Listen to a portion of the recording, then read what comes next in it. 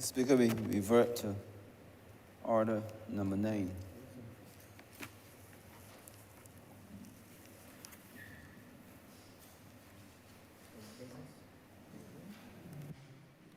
Honourable Member for St. James North. Thank you, Mr. Speaker. I don't plan to spend the whole half hour allocated on this, but wish to intervene on this issue. Housing, of course, and my colleague and friend, Honourable Member for St. Michael East spoke, as he always does, with tremendous passion and on the issue. But I think we all accept that housing is one of the three most pressing issues and challenges for our people.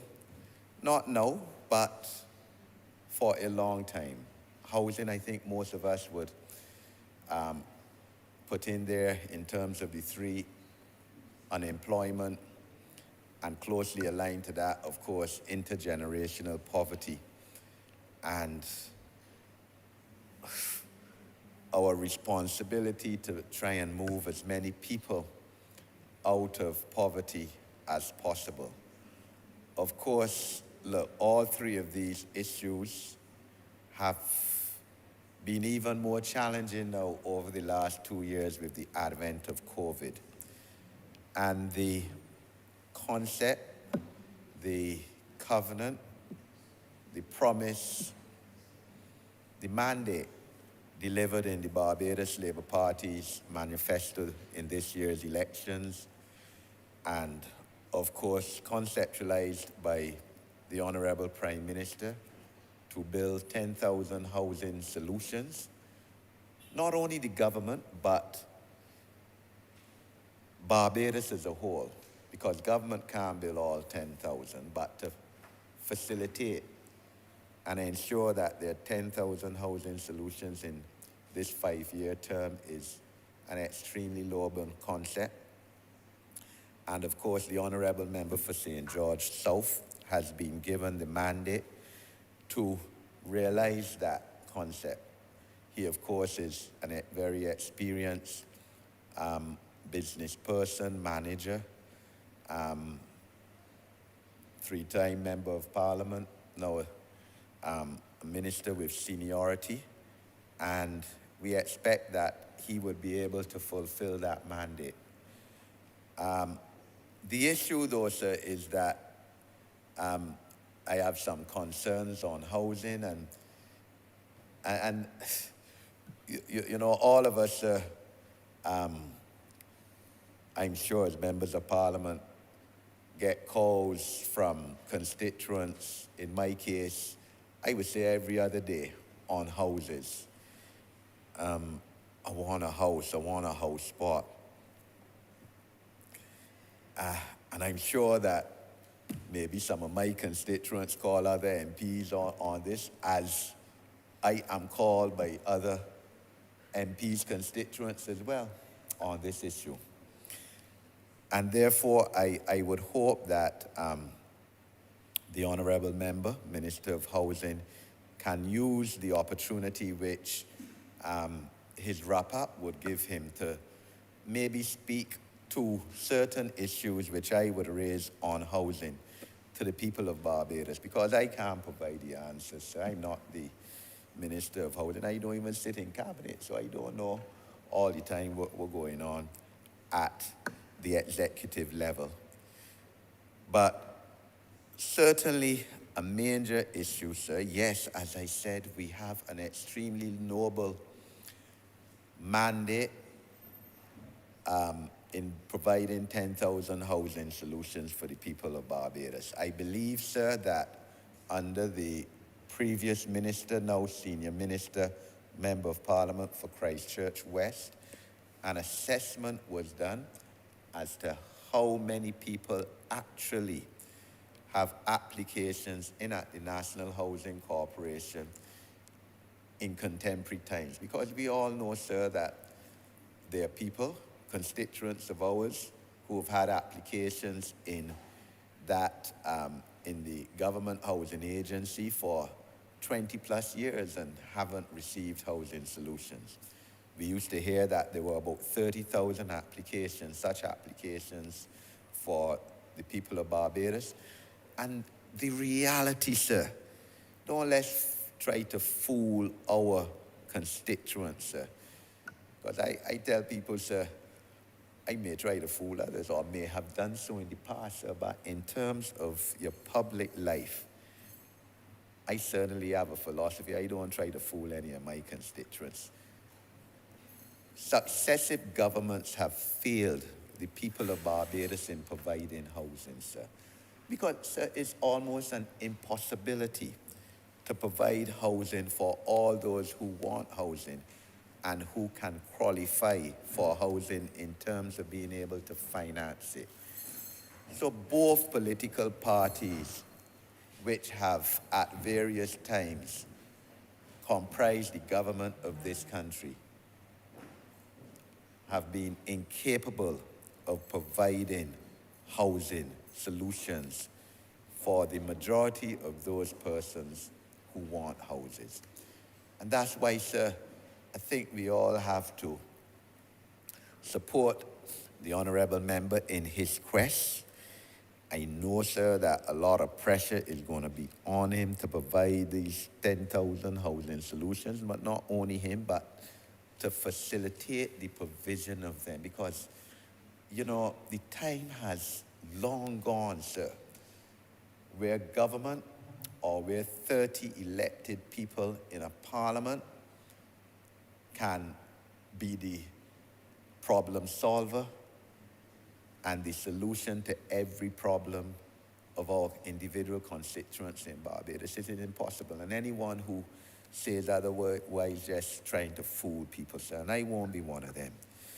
So we have a situation, sir, where we have this noble concept, sir, 10,000 houses, and I believe that Hope Inc. has committed to providing 1/2 of those houses, the 10,000 every year. So there'll be other private sector enterprises that will be involved in the building of houses, and government will facilitate that. So I'm not so sure how many the government armed National Housing Corporation will build. And so we saw this work probably best in certainly within the last 30 years under the administration of the Right Honourable Owen Officer, where Barbados Mortgage Finance was there and was able to facilitate the financing of a lot of housing solutions for Barbados, 100% mortgages, we know, and other conditions and concepts which assisted in the provision of housing. But we have a situation today, sir, with all financial institutions, and I know Honourable Senior Minister, Member of Parliament for Christchurch has been very critical on more than one occasion in this Parliament about the financial institutions in this country. Certainly the established ones, the traditional ones, those that are controlled from institutions based in developed countries, OECD countries, and you know we have them here, sir. But when our constituent now, sir, who doesn't have a permanent job, doesn't have an employment contract that shows a level of permanence, sir, goes to a financial institution and says, yeah, I want to buy a house, sir. Everyone in this country is entitled to own a little piece of this rock, as we say. I want to know what facility, because we are the legislative arm of this country, sir. The Cabinet of Barbados is the executive arm, the policy arm. What provision are we doing at policy level to allow individual who, based on their salary, based on their records, has shown that, yes, they are eligible for one of these houses that we are going to build, whether it's private sector, whether it's Hope, whether it is the government, sir, well, the Chinese houses, the Guyanese houses, sir. How are we going to ensure that the financial institutions of this country, whether the traditional banking sector or the credit unions, will finance an individual who doesn't have a permanent employment contract, who is perhaps only in a temporary position in a government department, perhaps is in an acting position which in government which doesn't have a permanent post, perhaps maybe someone who gained employment at the National Conservation Commission and is now going on as in an independent contractual position, sir, which we have to do, sir. That is the truth. I mean, we supported almost 4,000 people for what, over 2 years, sir, and it can't continue all the time, so I fully understand that, sir. Or perhaps even a self-employed person, sir, whose income each month probably fluctuates. And therefore, they're not carrying any employment contract to the financial institution.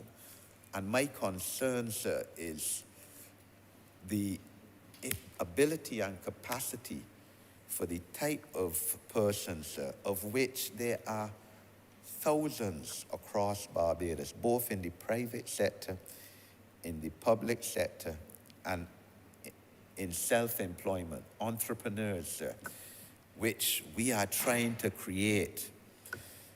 And I'd like to know what facilities are being made to ensure that the financial institutions will finance these persons to gain houses, sir. Because there are very few people in this Barbados who got $150,000, $200,000 sitting down to buy a house, sir, or to build a house. I certainly don't have it, sir. Every house I bought, sir, I had to go and get a mortgage. And it isn't that I poor, sir. That is the truth, I being fair. So this is what I like to know, sir. The Honourable Prime Minister has tremendous political capital. Because, sir, I would venture to say there aren't that many political leaders, certainly in this part of the world, who could have done what the Honourable Prime Minister did last week and what we just heard from the Minister in the Ministry of Finance, the Honourable Member for Christchurch, East Central, speak about just now, to bring all the business leaders together and tell them, listen to me, we reducing prices in this country, you take in a less of a profit margin, and we doing this, that requires tremendous political capital. And therefore, we have a leader who at this stage, sir, because you don't know what's going to happen 2 years down the line or 3 years down the line, a day is a long time in politics, has tremendous political capital. And I am just seeking information, as I think many people in Barbados are, as to how we're going to leverage now the financial institutions in the type of situation I just spoke about to cease and settle and to finance the provision and acquisition of all of these housing solutions, which we have conceptualized, sir, and which we intend to have implemented and to carry out for the betterment of Barbados in a challenging situation. And one of the three major issues confronting Barbadians and confronting us in here as members of Parliament to supply to our people. I would also, sir, like to know because we're talking about housing solutions, sir, actually building houses.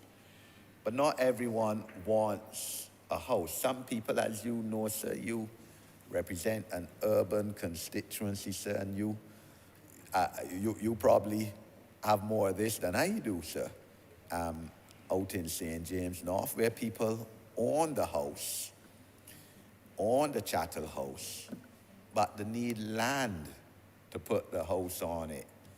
The landlord may want the land, sir, again, sir. All of us in here know people get notice to quit every day. Up to over the weekend, somebody called me. The landlord wants them off the land. And they need land to put the house. Again, a complex, challenging issue, sir. And you know it not only as a member of Parliament, but you know it too as an experienced attorney at law. The issue of the need for land, provision of land for Barbadians who own chattel houses, sir. And this is a pressing need, so we know the history of it. We know the history of it, sir, coming down from slavery, the chattel house, one of the great social pieces of legislation passed in this Parliament in the early 1950s. The Parliament led by Right Excellent Sir Grantley Herbert Adams to no longer have the owners of land be permitted to have the people who rented that land move the chattel house just because they no longer wanted to work on the plantations, sir. We know about that, sir. And this is not similar, but part of that concept. So we also need to provide land spaces, lots for persons who have the house already, chattel house, and wish land alone. And again, sir, we know that under the last Barbados Labour Party administration of the Right Honourable Owen Arthur, a land bank was created, sir.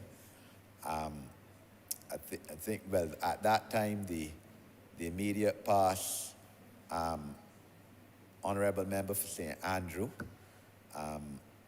who is now retired from politics, was the Minister of Housing, and a land bank was created for the benefit of the people of Barbados. But I think that the public of Barbados knows, are we going to create this land bank again? Because nothing was done under the last Democratic Labour Party administration in terms of land, sir. Let's face fact. I'm talking facts. I ain't being critical of them because the public has dealt with them on 2 consecutive occasions, Love 30.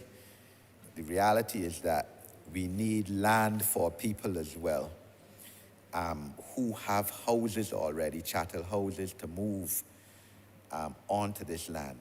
And I would hope that the Honourable Minister would use the opportunity to speak to Barbadians on this issue, because it is something that is before the people of Barbados and what they wish to know about. Tied in with that, sir, and I totally agree, sir.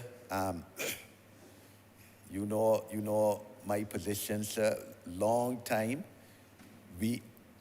I would have hoped that we could have got together as a Caribbean, as a CARICOM community and region, and advance the cause of technical cooperation and and cooperation at all levels, sir.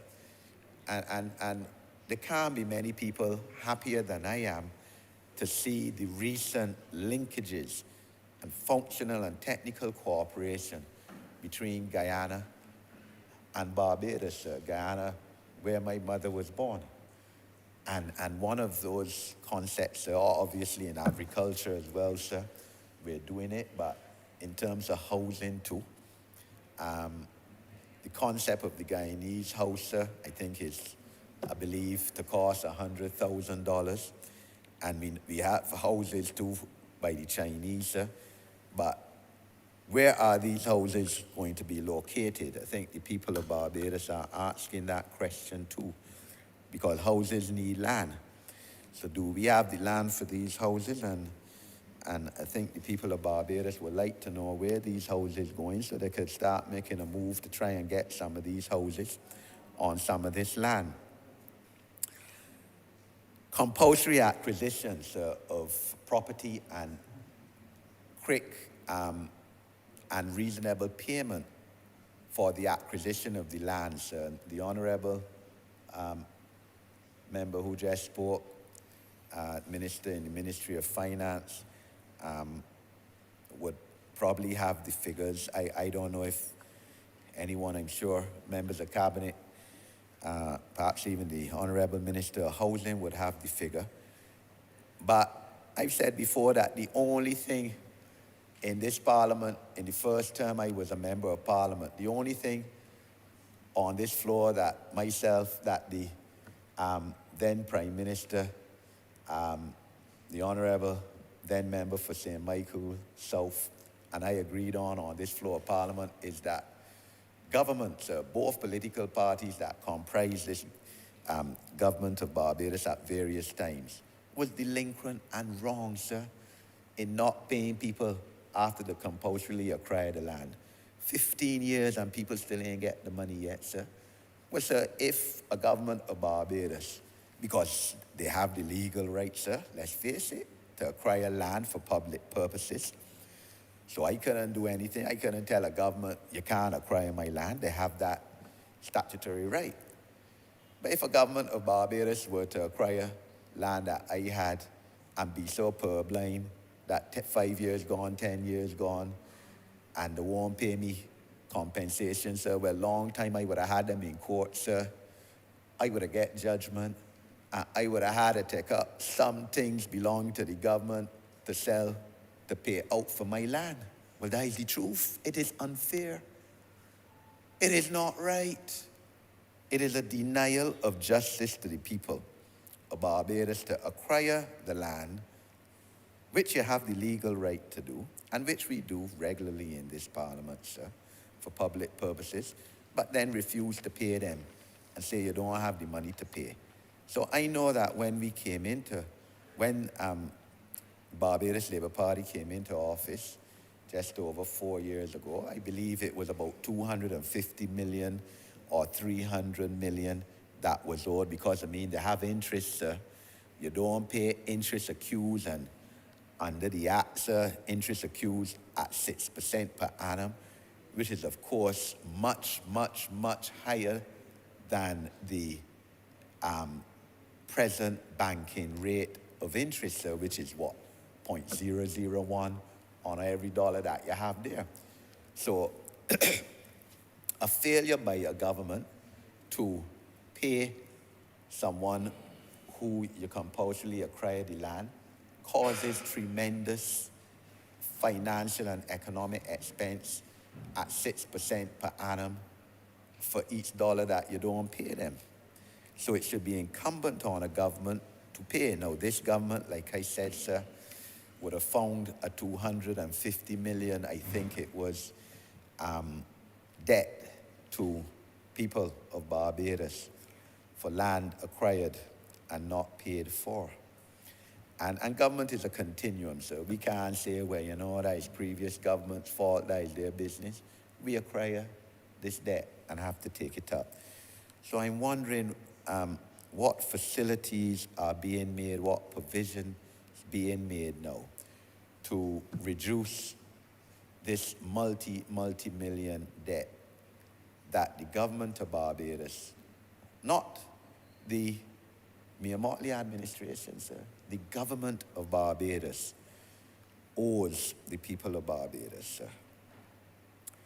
And I know, sir, of course, that we have committed to pay all of our debts, to pay the income tax arrears, VAT arrears, sir. We've been doing a tremendous job with that. We obviously had debt restructuring, sir.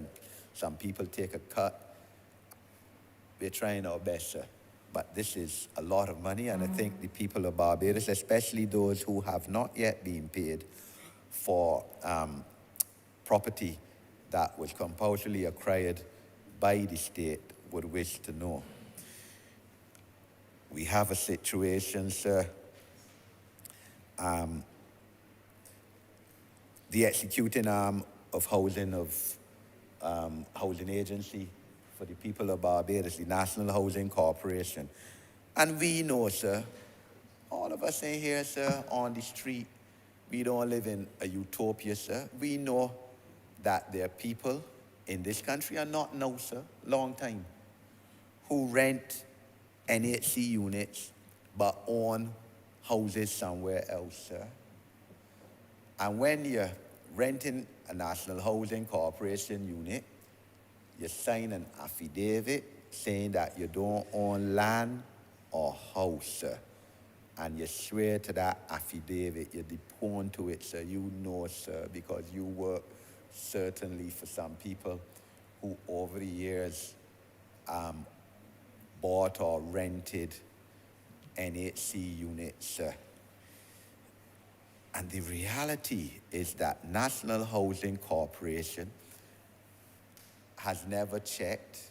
And so I speak to, sir, as a former deputy chairman of National Housing Corporation, 20 years ago, sir, acted as chairman for a while. National Housing don't pursue this, sir, and check to see now XY owns a house somewhere else, so they shouldn't be renting here. Let me get XY notice to quit. They got a house already, so that somebody who needs a house can go and rent this house, sir. Because we know this Barbados, sir. We don't know, let's fool ourselves. All of us in here know this Barbados. Somebody feel they could make a call and get through, you know? Because, and somebody can say, man, we can ease you. Because that is who we are too, sir. That is who we are, sir. Is in most cases very good, sir, but very good is bad too. So I could only urge National Housing Corporation, sir, to do an assessment on how many people or who they're renting housing units to that own houses already, so that space can be made for people who need housing units and who don't own any house, sir. That is the truth. The issue, sir, of persons with disabilities, sir, and of course, it is known that... The honourable member has 2 more minutes. Yes, sir. I'm chairing a committee which has been mandated to come up with policy and legislation to submit to the Honourable Minister of People Empowerment within 6 months, by the 30th of November. And we had a green paper way back in 2000, which stated, as a matter of policy and principle, that 10% of state housing, public housing in Barbados, should go towards people with disabilities. And of course, we would have met with the Ministry of Housing, because we're meeting with all the ministries to try and get what is their policy, sir. And believe you me, sir, these meetings have been extremely revealing, sir, especially to ministerial officials. I would have opportunity to speak more about that later on. And I thank the Minister, the Honourable Minister of Housing, sir. He made a large percentage of his staff available to us on that day. That is the truth. And the question, therefore, is what is the policy of the Ministry of Housing towards allocation of state housing, but not only state housing, sir, houses built by private sector, which government is facilitating in terms of reserving some of these for people with disabilities, sir. We heard a statement from the National Housing Corporation that for the last 2 years they have adopted this policy of trying to reserve 5% of housing, 10% for people with disabilities, sir. But we have finally recognized, sir, as a government, as an executive, that people with disabilities who, in fact, make up some of the most vulnerable categories of this country's population, sir, need to have a proper stake in this country. And therefore, sir, I would hope that some of these 10,000 houses, sir, similar percentage of what are people with disabilities in this country are reserved for people with disabilities. And like I said, sir, we accept that government is not building all these 10,000, so government should be able to mandate among those who they are facilitating in the private sector to build houses, that a certain percentage should be reserved for people with disabilities and their families, sir. And finally, sir, in terms of my own constituency, sir, the honourable member spoke before me on this resolution. Would have spent a lot of time speaking about allocation of houses, some of these houses for his constituents, sir. Well, I got advocate for allocation for my constituents too, because I at a disadvantage, because my constituency, I think I counted 5, sir. There are only 5 constituencies, sir, 5 or 6, can't remember which one, that does not have National Housing Corporation units, sir. And I don't know whether that is an advantage or disadvantage. The Honourable Deputy Prime Minister, sir, I think would tell me, boy, Eddie, boy, you don't have any NHC houses.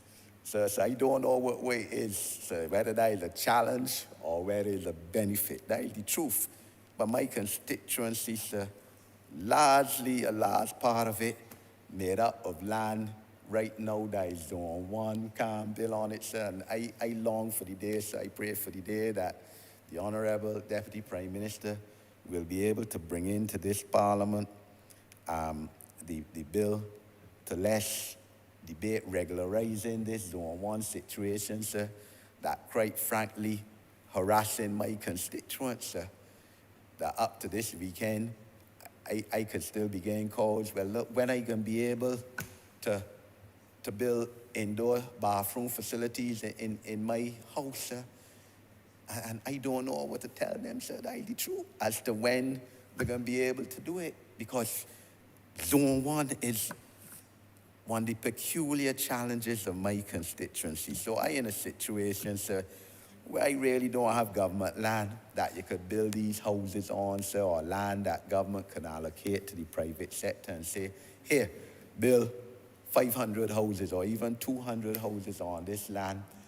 And therefore, I, as Member of Parliament, under the concept of the last Barbados Labour Party administration, if that concept still applies now, we're going to get 90% of these 200 houses, sir.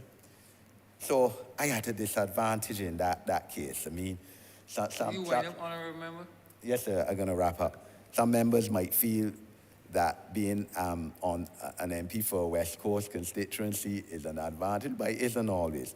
So I am just, of course, in this Parliament, making a plunge, advocating for some of these 10,000 housing solutions, which I have no doubt that the Honourable Member for St. George South, with, as I said, his experience, his business background, his managerial skills, will produce, sir. He has to produce them. He tells me he can do more, he can do better than that. That my fair share, sir, or the fair share of these houses is given to the residents and constituents of St. James North. I'm obliged to you, sir.